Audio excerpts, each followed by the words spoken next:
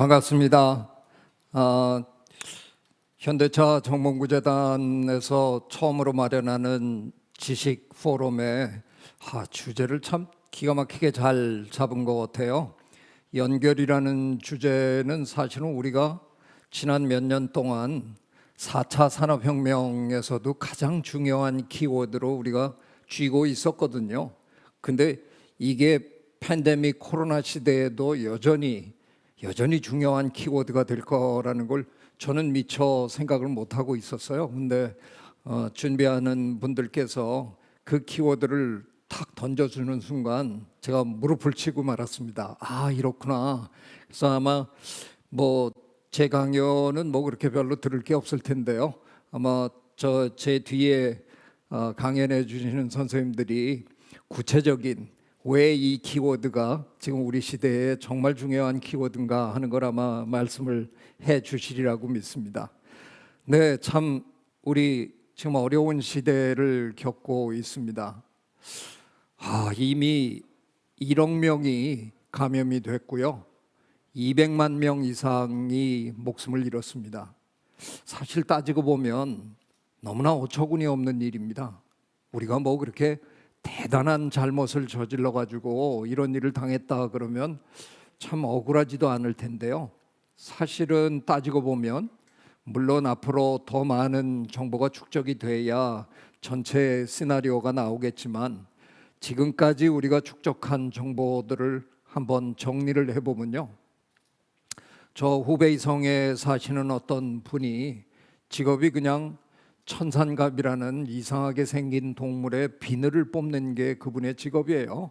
그래서 그냥 비늘 뽑고 이런 일을 하다가 체액이 흘러나오는데 아마 그 체액 속에 코로나19 바이러스가 있었나 봐요. 거기에 감염된 채로 그래도 그날 일당을 벌었으니까 가족에게 맛있는 걸 좀 사주려고 아마 우한 시장에 들려서 이 사람 저 사람 만나서 악수도 하고 재채기도 하고 뭐 이러다가 몇 사람한테 옮겨줬는데 그 사람들이 중국 전역으로 또 거기서 옮겨받은 사람이 우리나라로 미국으로 이태리로 저 먼 브라질까지 옮겨가면서 세계는 예전에 비해서 훨씬 교통수단의 발달로 훨씬 더 촘촘하게 연결돼 있잖아요. 그러다 보니까 그분들이 전 세계로 번져나가면서 퍼뜨리는 바람에 지금 1억 명이 감염됐다라는 건 우리 지금 세계 인구가 78억 정도니까 거의 100명에 1명 이상 정도가 감염이 됐다는 거죠.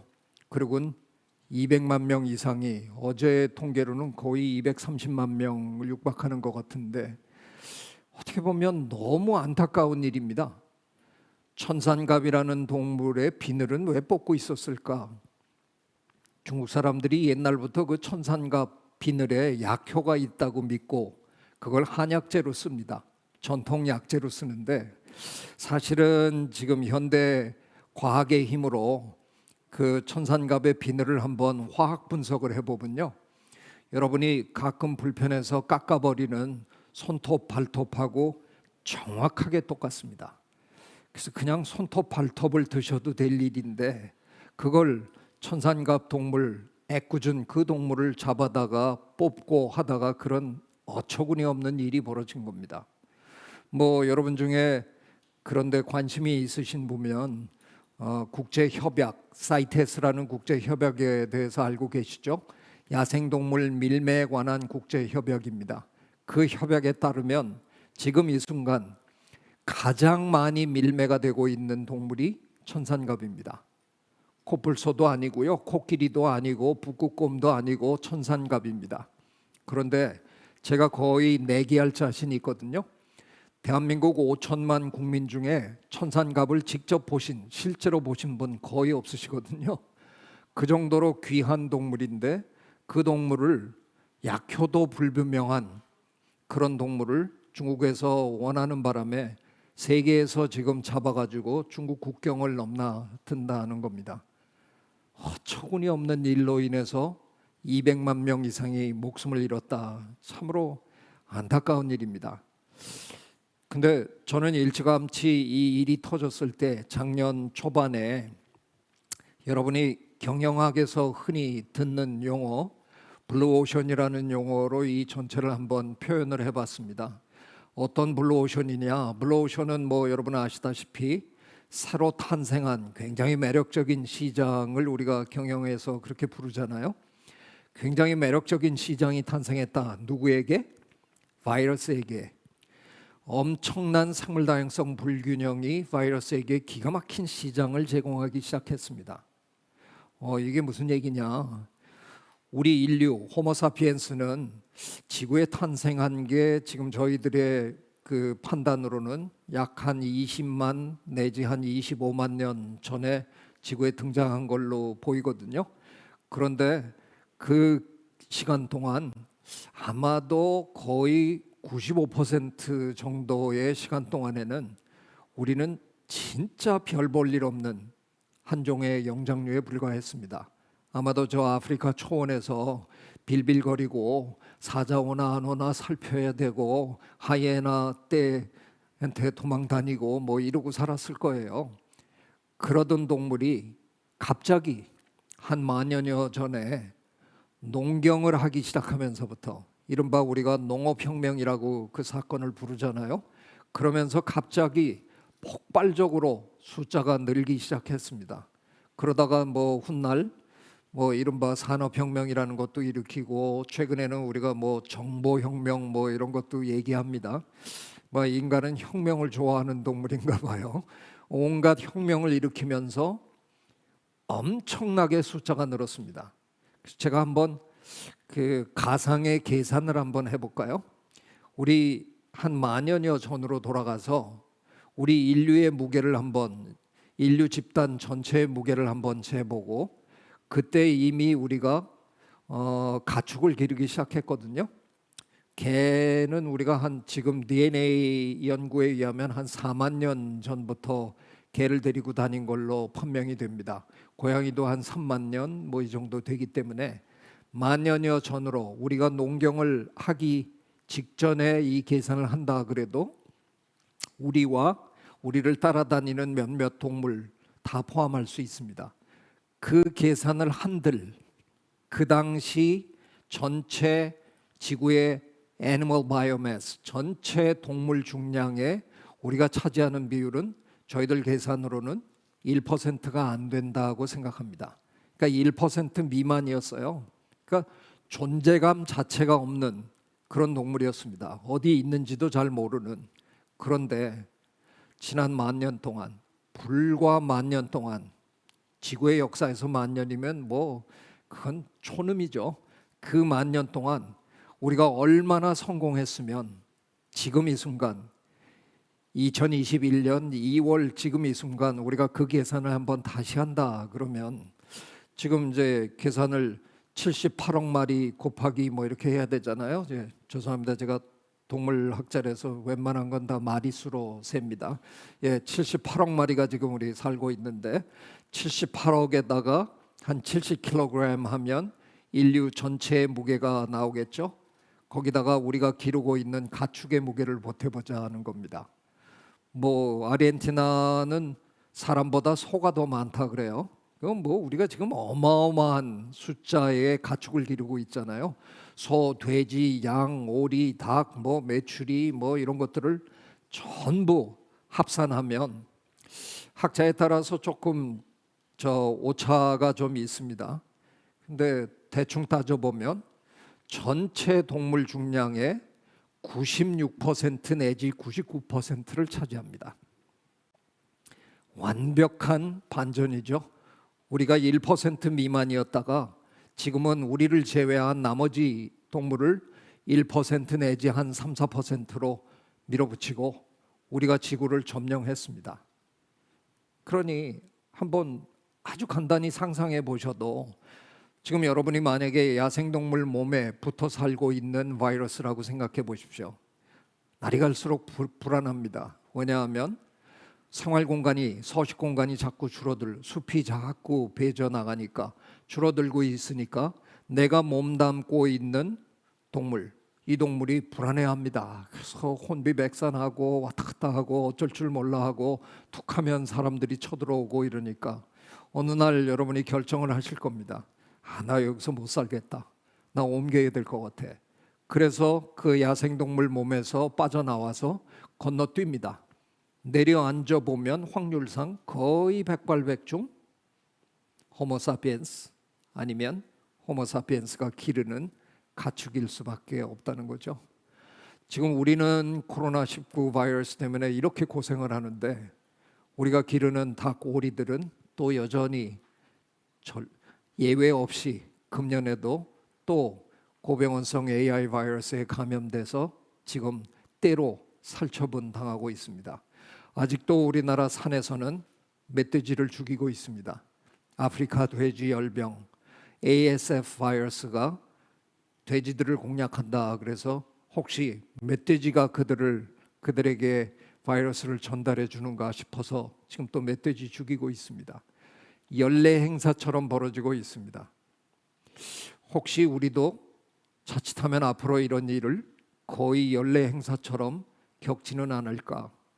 생물 다양성의 불균형이 너무 극심해져서 우리가 우리의 숫자를 확 줄이거나, 제가 좀 거칠게 표현을 하는 것 같은데, 저절로 인류 집단의 규모가 줄어들거나 아니면 적어도 저 야생동물들이 편하게 살 수 있도록 그들이 숲 공간을 우리가 나무를 많이 심어서 점점 넓혀주지 않는 한 지금 우리가 하고 있는 이 짓을 계속 그냥 밀고 나가는 한 이 생물 다양성 불균형은 앞으로 점점 더 악화될 거고요.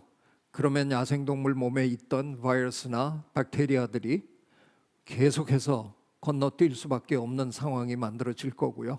건너뛰면 거의 백발백중 우리가 가축일 수밖에 없는, 어쩌면 이런 일이 앞으로 점점 잦아질 것 같다는 게 저희들의 생각입니다. 근데 이게 이미 데이터가 입증하고 있습니다. 20세기와 21세기만 비교해도 너무나 명확하게 보입니다. 20세기에는 여러분이 다 아시는 대로 스페인 독감으로부터 악몽이 시작이 됐습니다. 그게 1918년에 벌어진 일이거든요. 그 다음에 20세기 내내 콜레라도 몇 번 있었고 유행병이 몇 차례 있었습니다. 되짚어 보니까 대충 한 20년 내지 30년에 한 번씩 걱정스러운 유행병이 터졌습니다. 그런데 이게 21세기로 들어오더니 기억하시죠? 2002년에 사르스가 터졌습니다. 그때부터 우리는 메르스, 지카, 에볼라, 그 유명한 에이즈, 온갖 신종플루, 진드기 바이러스, 별의별 거를 지금 그냥 숨가쁘게 우리가 겪고 있습니다. 이 계산을 한번 해보니까 거의 2년 내지 3년에 한 번씩 지금 터지고 있습니다. 데이터가 완벽하게 우리에게 보여주고 있습니다. 저 같은 과학자가 이 자리에 서서 많이 힘드시죠? 근데 어떻게든 버텨봅시다. 이번 일만 지나가면 앞으로 우리 생애에 이런 일은 다시는 없을 겁니다. 그건 가짜 뉴스입니다. 이런 일은 앞으로 계속 일어날 수밖에 없고 데이터로 미루어 보건대 앞으로 점점 자주 벌어질 수밖에 없을 것 같다. 이게 너무나 타당한 예측일 수밖에 없습니다. 참으로 암울한 미래가 우리에게 지금 다가오고 있습니다. 이번엔 우리가 굉장히 운이 좋았습니다. 아니 이렇게 힘든데 무슨 운이 좋다 그러나, 모든 사람이 다 이게 끝나려면 백신이 만들어져야 된다 이런 얘기들을 했는데, 사실은 저는 좀 비관적이었거든요. 왜냐하면 그동안의 우리 사례를 보면 백신이 제조되고 그게 보급되는 데는 적어도 10년 내지 한 15년 정도가 걸렸거든요. 그래서 이게 그렇게 빨리 만들어질 게 아닌데, 세계 지도자들 이런 분들이 작년 내내 백신이 만들어져야 이 모든 게 종식된다 이렇게 자꾸 얘기를 하니, 아니 저게 10년 15년 걸릴지 모르는데 저렇게 얘기하면 도대체 어떻게 하려고 그러나. 근데 너무나 고맙게도 지금 백신이 만들어졌습니다. 이건 한마디로 우리가 이번 사태를 겪고 나면 최대의 승자는 누가 되는지 아십니까? 생명과학입니다. 제가 생명과학자라서 뭐 일부러 이렇게 질러대는 게 아니고요. 이건 완벽하게 생명과학의 승리인 겁니다. 여러분이 백신 역사를 알고 계시잖아요.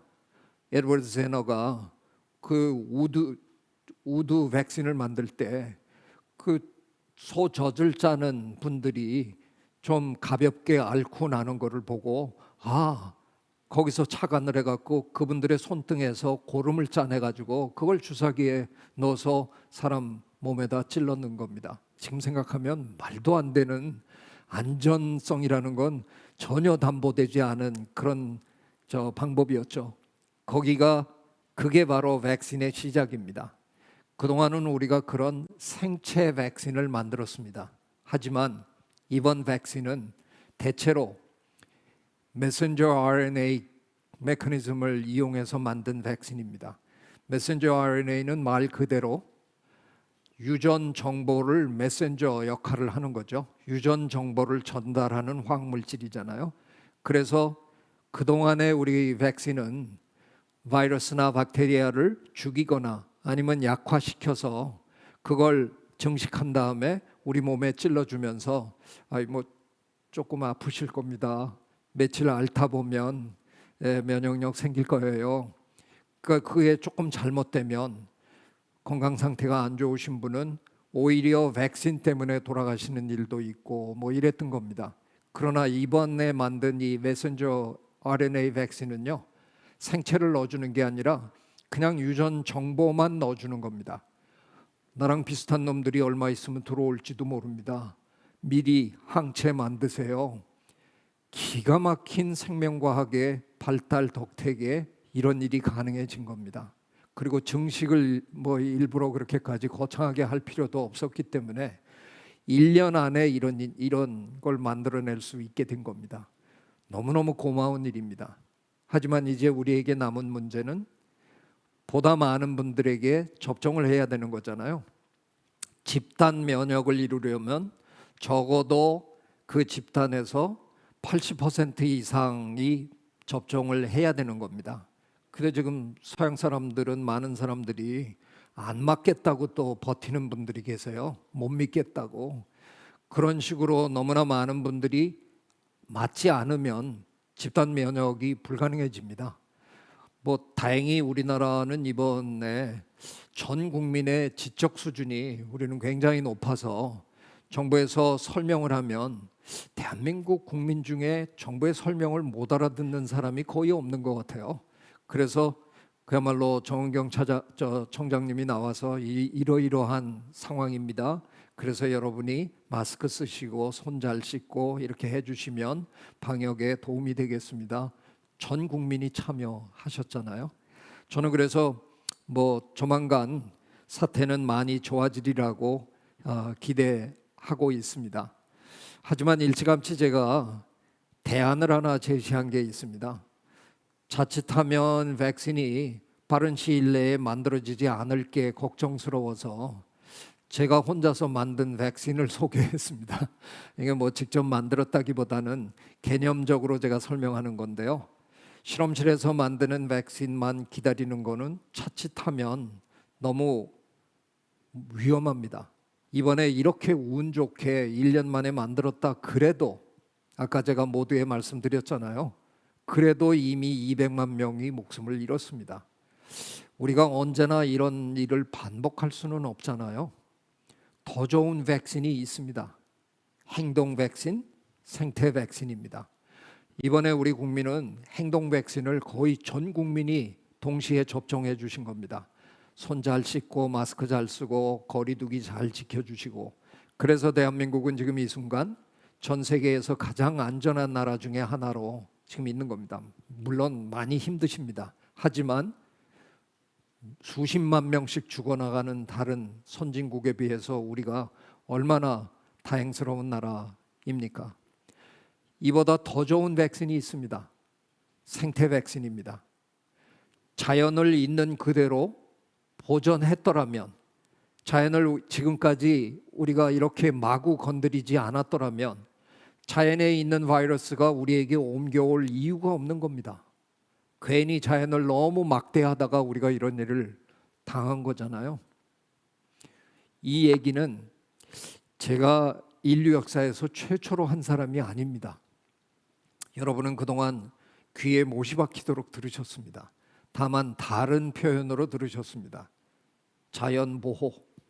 예, 자연을 보호하는 게 궁극적으로는 우리에게 더 이롭습니다 하는 얘기를 제가 존경하는 제인 구달 박사님도 1년에 300일 이상 전 세계 거의 100개국 가량을 돌아다니시면서 열심히 말씀하셨습니다.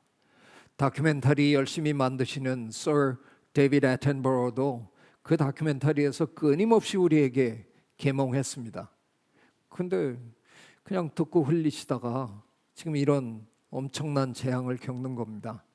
제가 그저 자연보호를 생태 백신이라는 이름으로 바꿉니다. 그런데 바꾸는 순간 달라져야 됩니다. 왜요? 좀 전에 제가 말씀드렸잖아요. 백신은 모두가 함께 해야 되는 겁니다. 자연보호는 그동안 제인 구달, 데이비드 애튼버러는 열심히 목이 터져라 얘기하는데 우리는 그저 알았어요. 이렇게 해서는 안 된다는 겁니다. 이제는 세계 인구 78억 중에 적어도 80% 이상이, 그 얘기는 우리 모두가 이제는 자연과 우리 인간과의 관계를 재정립하자는 겁니다. 그러면 제가 조금 전에는 자칫하면 이런 일이 자주 벌어질 것 같습니다. 그 얘기는 어쩌면 죽을 때까지 마스크 못 벗고 살지도 모릅니다. 이런 악담 수준의 얘기를 제가 드린 건데, 모두가 생태 백신으로 접종하면 이런 일은 원천적으로 안 벌어진다는 겁니다. 앞으로 이런 일은 절대로 안 벌어질 수 있습니다. 자연을 존중하면서 사는 그런 새로운 문화를 우리가 만들어내면 된다는 겁니다. 인간은 제가 아까 말씀드린 대로 불과 한 10,000년 정도의 그 짧은 기간 동안 지구를 완벽하게 정복했습니다.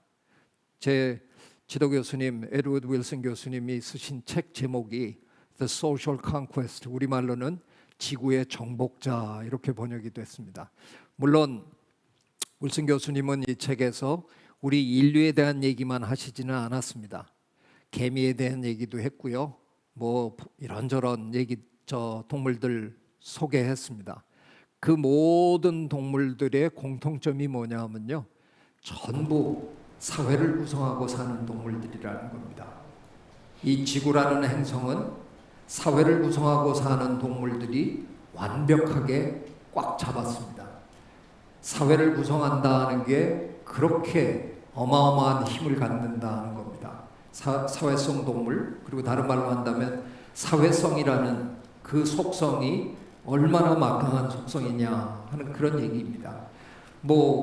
그냥 간단한 예를 하나 들어보이면요, 물론 문명사회는 우리 인간이 지금 막강하게 지배하고 있는 거잖아요. 도시나 이런, 오후에 이제 정석 교수님 도시 얘기 또 들으실 텐데, 도시는 우리가 만든 그런 곳입니다. 하지만 그 도시에서 한 발짝만 걸어 나가면, 자연 세계로 들어가면 거기의 주인은, 거기를 정복한 자는 개미입니다. 이 세상에 개미가 얼마나 많으면 가상으로 만일 놀이터에 시소를, 어마어마하게 거대한 시소를 만들어 가지고 한쪽에는 78억 우리 인류가 바글바글 올라타고요, 저쪽에는 개미들이 다 올라탄다 그러면 시소가 어느 쪽으로 기울까, 어느 쪽으로 내려갈까?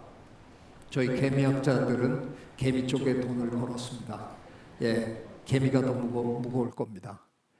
그 정도로. 근데 개미 한 마리만 보면요, 우리 손톱 사이에서도 터져 죽는 미물입니다.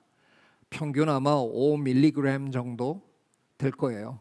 그런데 얼마나 많으면, 얼마나 수적으로 성공했으면 그들이 다 모이면 우리 인류보다도 더 무거울 수 있을까? 그냥 한마디로 이 지구라는 행성은 모여 사는 놈들이 지배하게 된 겁니다. 근데 이 모여 사는 게 참 좋은 점도 많은데요, 결정적인 약점이 있습니다. 그게 바로 전염병입니다. 동물이나 식물 중에 띄엄띄엄 따로 사는, 혼자 사는 것들은 전염병 걱정을 할 필요가 없습니다. 전염병이라는 게 당연히 한 동물이, 한 식물이 옆에다 옮겨주는 걸 거 아니에요. 거리가 있으면 옮기지 못합니다. 그래서 전혀 전염병의 걱정은 없는 건데, 결정적으로 압도적으로 유리한 생활 방식인 모여 사는 생활 방식의 가장 큰 약점은 가끔 가다가 이렇게 전염병으로 한 번씩 굉장히 많은 성원들이 죽어나갈 수밖에 없다는 겁니다. 연결에 어떻게 보면 암울한 측면인 거죠. 우리가 연결이 안 돼 있다 그러면 죽지 않아도 되는데, 이게 뭐 연결돼 있다 보니까 어쩔 수 없이 남의 죽음이 내 죽음이 되는 이런 어처구니 없는 일들이 벌어지는 겁니다. 그럼에도 불구하고 우리 인간은 그 모든 사회성 동물 중에서 아주 독특한 진화를 하나 했습니다.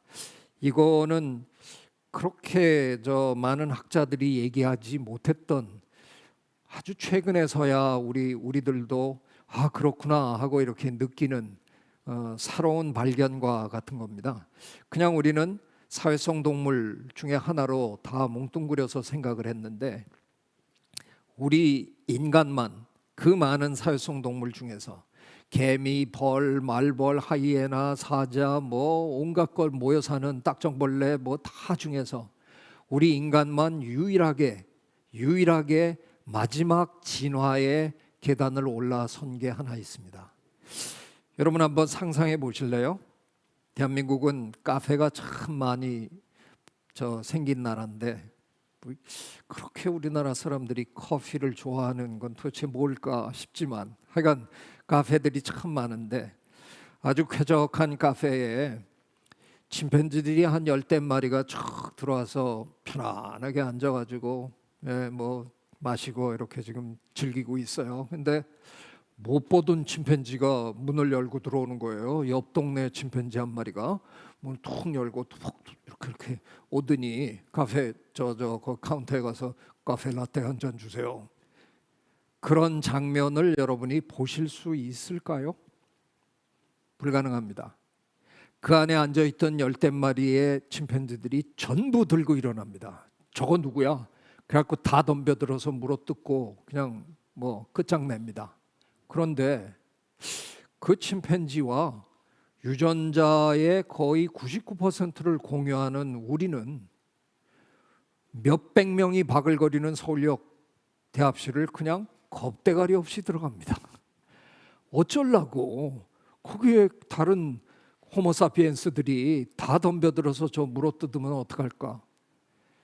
이 세상의 모든 사회성 동물 중에 이 단계를 극복한 사회성 동물은 호모사피엔스가 유일합니다.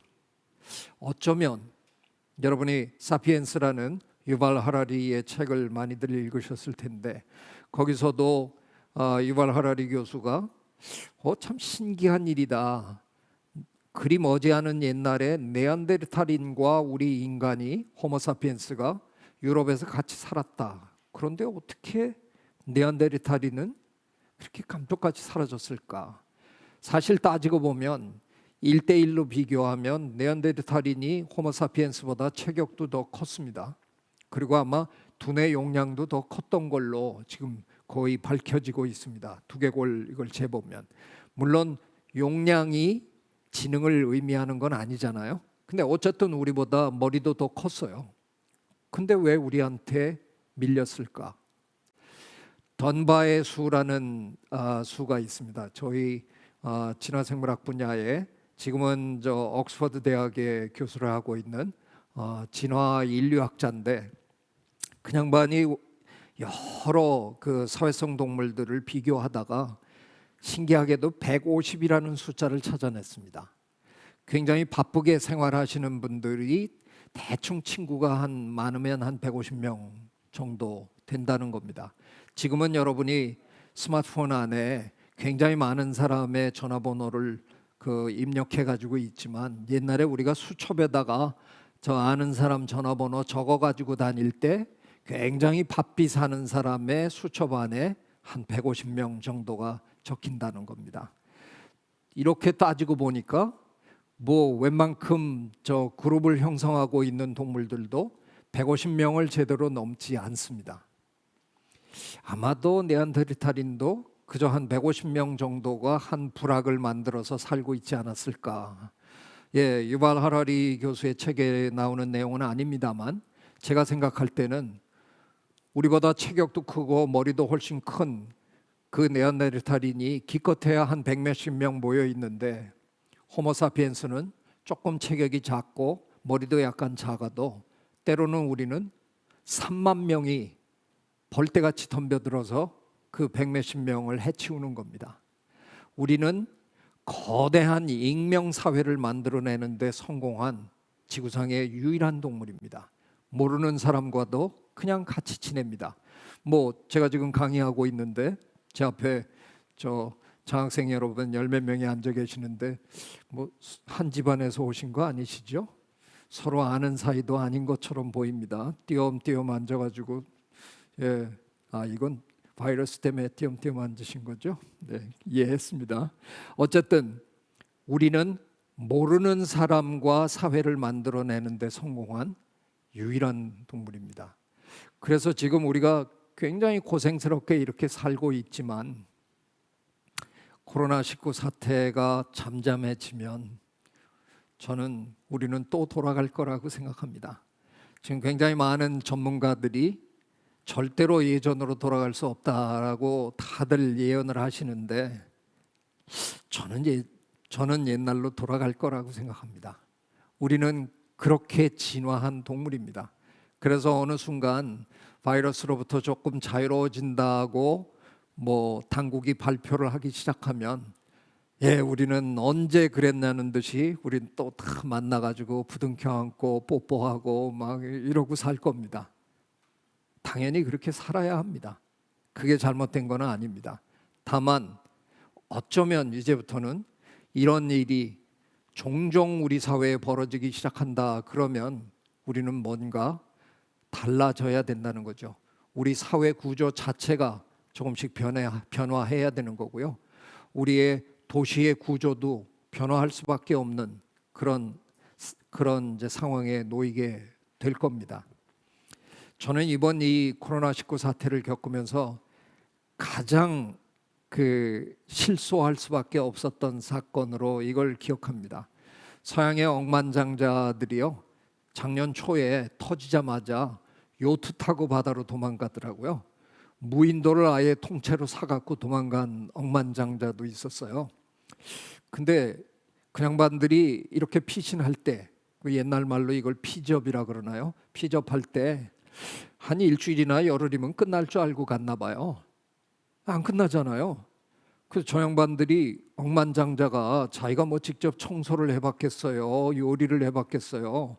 요즘 우리나라 저 낚시 프로그램이 아주 인기인데 그 낚시가 재미로 해야 재밌는 거지. 내가 저놈을 잡아야 오늘 저녁에 먹을 텐데 이러고 하면 낚시 진짜 재미없거든요. 잡히지도 않고. 그 억만장자가 요트에 혼자 앉아가지고 낚시질하고 뭐 청소하고 이러다가 못 견딘 거죠. 그래서 전화 꺼내가지고 야, 들어와, 청소하는 사람들 와, 요리사 불러, 배달시켜. 바다 한가운데 떠 있으면 뭐합니까? 결국은 연결당하고 말았습니다. 싱가포르가 한동안 방역을 잘하다가 중간에 한번 뻥 터진 적이 있죠. 외국인 노동자들을, 잘 사는 나라인데 외국인 노동자들을 열악한 환경에 그대로 방치하다가 거기서 터지고 말았습니다. 이번에 우리 뭘 배웠습니까? 굉장히 소중한 교훈을 하나 배운 게 있습니다. 제가 이렇게 거칠게 표현하더라도 용서하십시오. 이른바 가진 자들은, 부자나 상위층 사람들은 지금까지는 어쩌면 사회가 혼란스러워지면 뭐 나만 잘 챙기면 될 거야 그러고 살았을지 모릅니다. 하지만 이번 코로나19 사태는 달랐습니다. 자기만 혼자 자기를 챙긴다고 해서 사회가 정상으로 돌아오지 않는다는 걸 분명히 봤습니다. 배달하시는 분, 매일 사람을 상대로 해야 되는 분, 전화 받고 뭐 이래야 되는 이런 모든 분들이 다 바이러스로부터 자유로워지지 않는 한 우리 사회가 절대로 정상으로 돌아올 수 없다는 걸 분명히 배웠습니다. 굉장히 소중한 교훈이라고 저는 생각합니다. 그동안 오랫동안 우리는 이 아프리카 속담을 무슨 뜻인지 정확하게 모르고 썼던 것 같아요.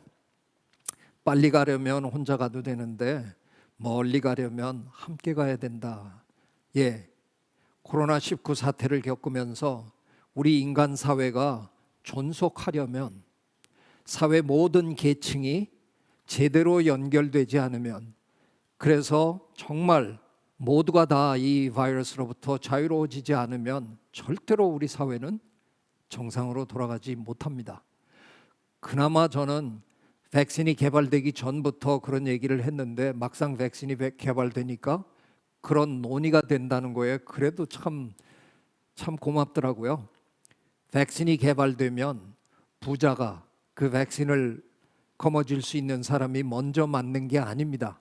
그 사람이 먼저 맞고 요트에 앉아 있어 본들 뭐합니까? 요트에 들어오는 배달하는 사람이 감염돼 있으면 아무짝에도 쓸모없는 겁니다. 백신은 의료진이 맞아야 되고요, 배달하시는 분들이 맞아야 되고요, 하루 종일 사람을 상대해야 되는 분들이 먼저 맞아야 되고요, 하루 종일 작은 공간에서 함께 일해야 되는 분들이 먼저 맞아야 되는 겁니다. 부자가 먼저 맞아야 되는 게 아니고요.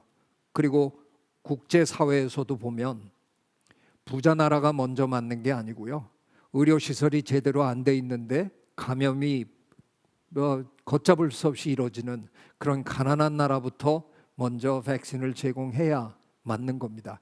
이런 논의들을 우리가 해야 되는 겁니다. 근데 실제로 하고 있습니다. 그게 저는 참 우리 인간의 위대함에 저는 존경심을 표할 수밖에 없는 겁니다. 다만 지금은 예전의 재앙들과 굉장히 다른 면이 있기 때문에 어쩔 수 없는 면이 있습니다. 그동안 우리 인류 사회가 겪어오던 재앙은요, 후진국이 겪는 겁니다. 선진국은 별로 안 겪었습니다. 그래서 선진국은 편안한 마음으로 후진국을 도왔습니다. 하지만 이번 코로나19는 여러분 다 보고 계시잖아요. 이른바 선진국이란 나라들이 지금 다 겪고 있습니다. 그러다 보니 후진국 살필 겨를이 없는 겁니다. 그래서 제대로 지금 이런 게 못 되는 것뿐이지, 그래도 그 와중 속에서 우리는 누가 먼저 맞아야 하냐를 그래도 논의하는 그런 분위기가 있다는 게 저는 너무 고맙습니다. 이번 이 코로나19 사태를 겪으면서 전 세계 거의 모든 나라, 전 세계 거의 모든 사회 계층에서 동시다발적으로 등장한 가장 중요한 키워드가 solidarity, 연대입니다. 이게 바로 연결이잖아요. 연결이면서 그냥 연결이 아니라, 그냥 무작정 연결이 아니라, 그래서 연결 당하는 게 아니라 내가 왜 남들과 연결해야 되느냐를 이해하고 공감에 기반한 연결을 만들어내는 거죠. 그게 연대인 겁니다. 그동안 만일 이런 피켓 들고 운동, 사회운동에 가담했을 때 가라니까, 나오라니까 그냥 나왔던 그런 분들도 제법 많았을 겁니다. 하지만 이제 우리가 이런 굉장한 어려움을 겪으면서 많은 사람들이 근본적인 문제들을 고민하기 시작했습니다. 그래서 이제는 이 지금부터 벌어지는 연결들은 대개 공감을 기반으로 한 굉장히 탄탄한 연결이 될 거다 하는데 전 굉장한 기대감을 갖고 있습니다. 다윈 선생님이 좀 경쟁을 너무 지나치게 강조한 면은 있습니다. 이 세상 모든 건 생존 투쟁으로 벌어지는 거다. 근데 그거는 다윈을 겉핥기로 읽은 분들의 생각이고요. 다윈의 책을 꼼꼼하게 읽어보면 다윈 선생님은 경쟁에서 이기는 방법을 무조건 남을 깔아뭉개라고 우리들에게 가르치지 않으셨습니다. 손을 잡는 것도 다윈 선생님이 가르쳐 주신 겁니다. 세상에서 가장 크게 성공한 생물 집단이 누군지 아십니까?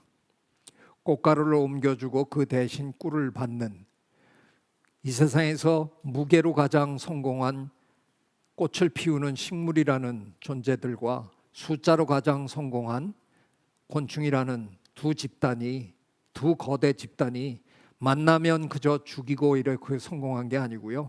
둘이 손잡고 성공했습니다.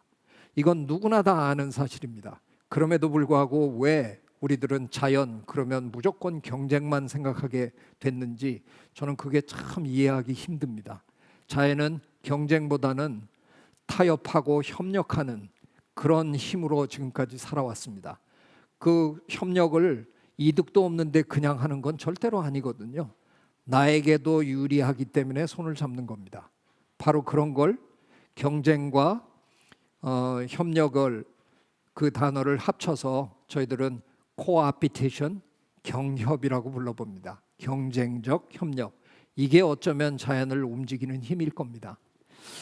이번에 이 코로나 사태를 겪으면서 사르스, 메르스, 이번 다 박쥐로부터 바이러스가 왔다. 그래서 사람들이 박쥐를 또 더 미워하시는데 그렇지 않아도 박쥐 좋아 안 하시는데 제가 뜻밖의 소식을 하나 전해드리겠습니다.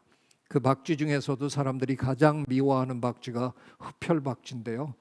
그 흡혈박쥐들은요 정말 기가 막힌 문화가 있습니다.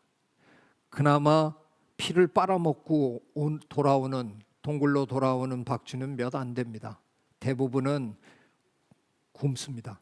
그런데 박쥐는 신진대사율이 너무 높아서 한 2, 3일 굶으면 매달려 있지도 못하고 그냥 떨어져서 죽습니다. 그래서 저 박쥐 사회에서는요 피를 빨아먹고 온 친구들이 굶는 친구에게 피를 나눠줍니다. 저 거꾸로 매달린 상태에서 피를 개워가지고 나눠줍니다. 그리고 며칠 후 자기가 배고프면 자기가 피를 줬던 그 친구에게 피를 달라고 하면 나눠줍니다. 이런 것들이 진화했습니다. 이런 일들을 하면 우리 사회에선 종종 배려라고 얘기합니다. 저는 배려는 그리 정확한 표현이 아니라고 생각합니다. 배려는 내가 다 가졌으니까 조금 나눠주겠다는 건데요. 이거는 언제든 나도 그런 상태가 될 수 있기 때문에 배려로 진화한 게 아니고요. 둘 다 살아남기 위해서 찾아낸 아주 소중한 공존의 지혜인 겁니다. 제가 공감의 시대라는 책을 얼마 전에 번역했는데요. 저 책의 내용에 보면 공감은 인간만의 전유물이 절대로 아니라는 겁니다.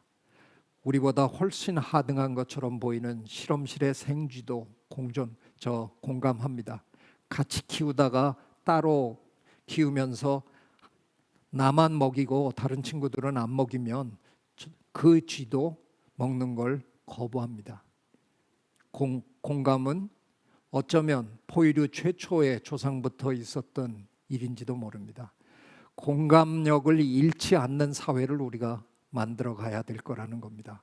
저는 어쩌면 우리가 지금 이 코로나19 사태를 겪으면서 바로 그런 공감을 기반으로 한 연결 사회를 만들어 가야 될 거라고 생각합니다. 예, 경청해 주셔서 대단히 고맙습니다.